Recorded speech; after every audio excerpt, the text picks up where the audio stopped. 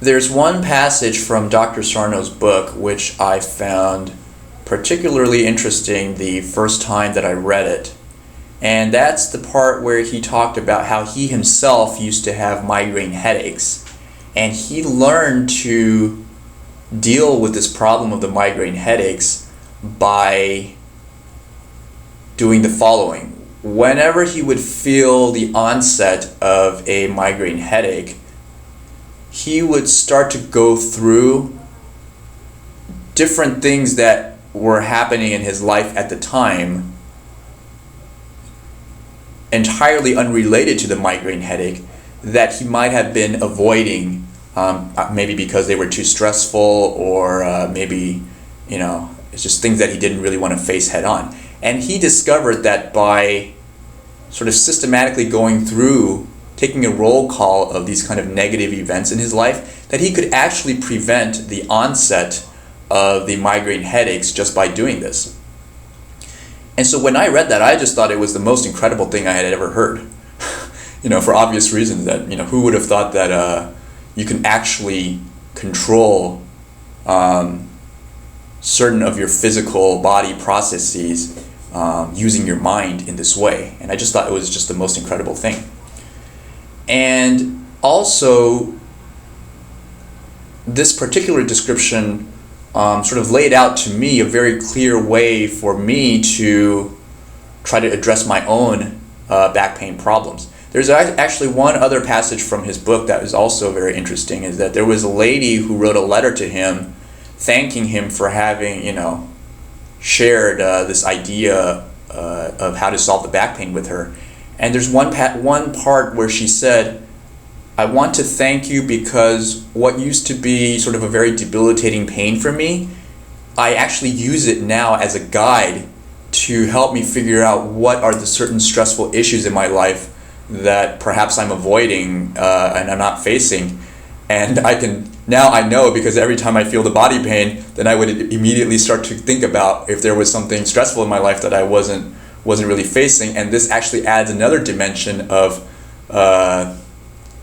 something good, because not only does the pain stop if you try to face your issue head on, but you actually have an instant guide to tell you what might potentially be bothering you in your life. It's as if there was you have a little mentor who's actually guiding you to face head on the issues that you need to face in your life. And that mentor being actually yourself, your intuitive self, which there's a lot of wisdom associated with that intuitive self. And so when I read those parts of the book, I immediately tried to apply it in my case.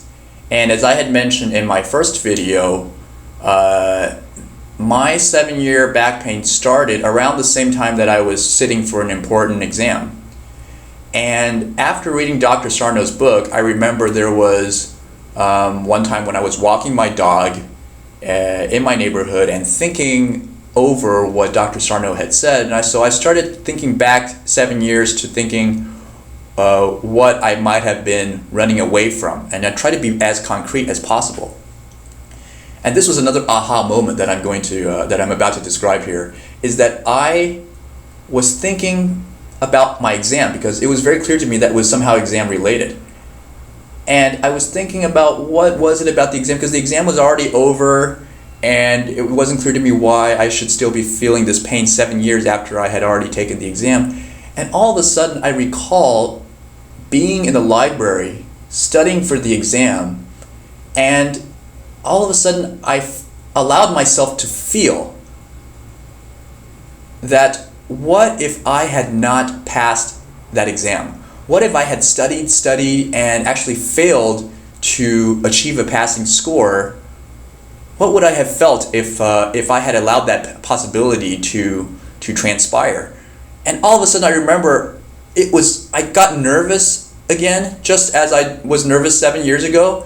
And this time, actually allowing myself to face the possibility of failure head on, I could feel there was a sinking feeling in my heart as I was walking my dog thinking about these issues. There was a sinking feeling in my heart, and I was very nervous and experienced fear directly. And it was a very cathartic thing, because immediately after feeling the sinking feeling in my heart, I noticed that a portion of my butt pain felt different. I can say that it actually felt like it was a lot less just because I had faced those feelings head on. And so at that point, that was another cathartic moment that led me on the path of recovery. It was a turning point. To intuitively feel in your body that, there is a connection between the physical pain and the certain psychological episode or negative feeling that I was running away from.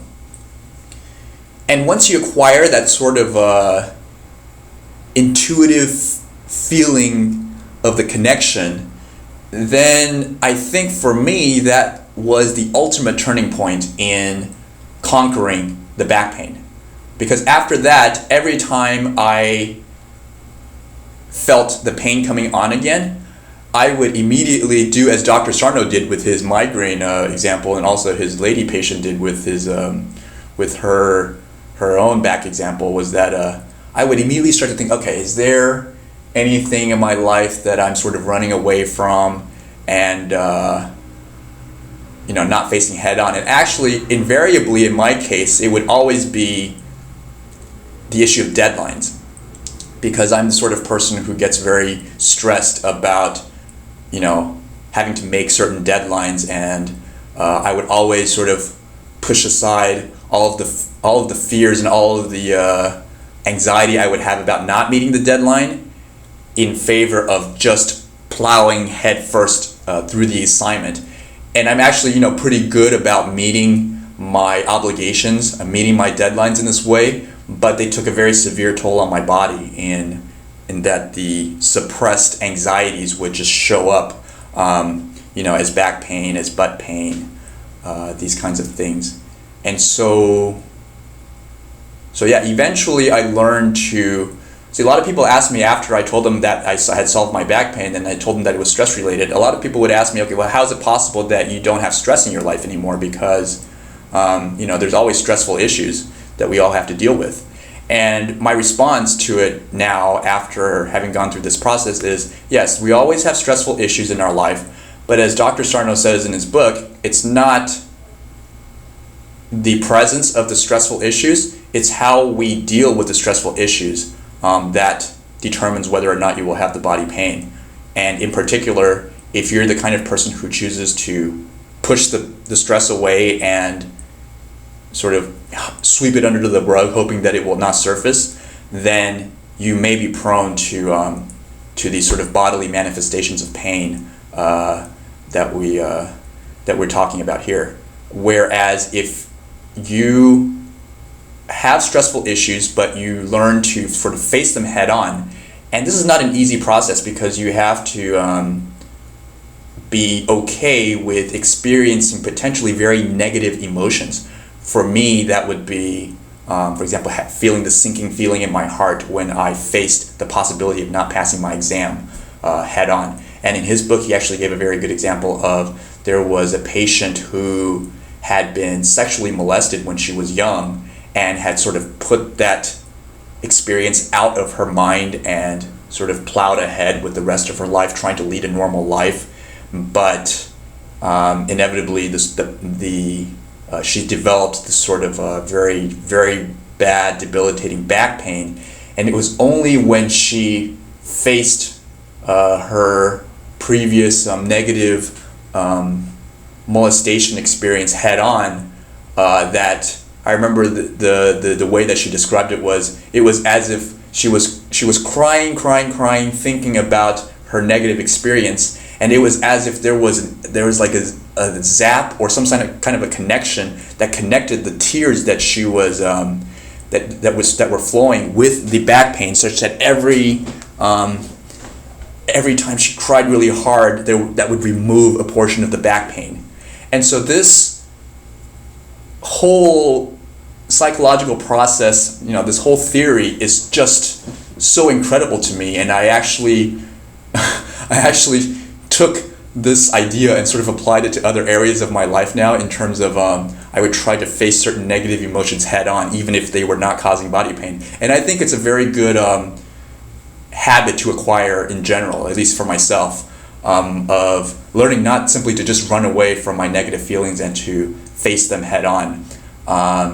And so not only do you solve the back pain in this process, but you sort of gain a sort of emotional maturity in how I deal with my affairs. And so that's one thing that I took away from this whole experience.